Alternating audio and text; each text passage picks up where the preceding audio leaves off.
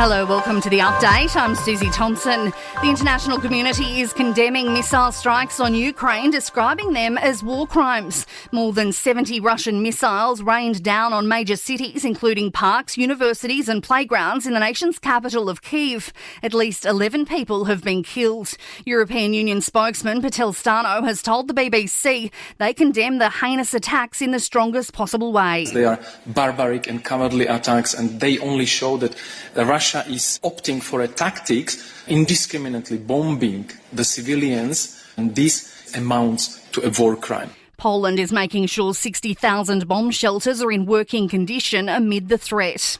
Australia's east coast could face more cyclones and low-pressure systems in the coming months. The Weather Bureau's long-range forecast suggests tropical cyclones in the north could develop earlier in the season between November and April. Meteorologist Oliver Regano says we're also likely to see more across the coast. In any one cyclone season, you typically get about 11 tropical cyclones in the Australian region, of which about 4 are in the eastern region, which includes the Coral Sea for Queensland. And of those, typically one will cross the coast. What we're now saying is that for Queensland, we've got a 74% chance of getting more than that number.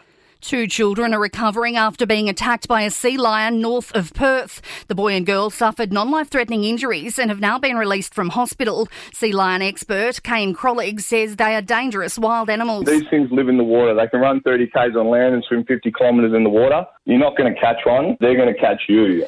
A Queensland man is being extradited to New South Wales over a crash which killed a boy 18 years ago. A truck didn't stop when it hit the car that 6-year-old Ryan Strathey was travelling in 2004. Authorities couldn't identify the driver at the time. The 59-year-old is due to be flown into Sydney tonight. A 21-year-old man has been arrested after a brawl in Melbourne. Police had to use capsicum spray to break up dozens of men and women throwing punches and kicks. Coward Punch campaigners say it's lucky it didn't take a turn for the worse. Warning signs for mobile speed cameras will be reintroduced in New South Wales next year following public backlash. And a plane has made an extraordinary emergency landing with no wheels at an Adelaide airport. The pilot's landing clutch became stuck, but he managed to execute the landing perfectly, keeping control as the plane slowed down to a stop on the runway. In sport, India has beaten Western Australia by 13 runs as their warm-up to the 2020 World Cup continues. Australia and England clash in Canberra tomorrow in the second match of their 3-match lead-up series.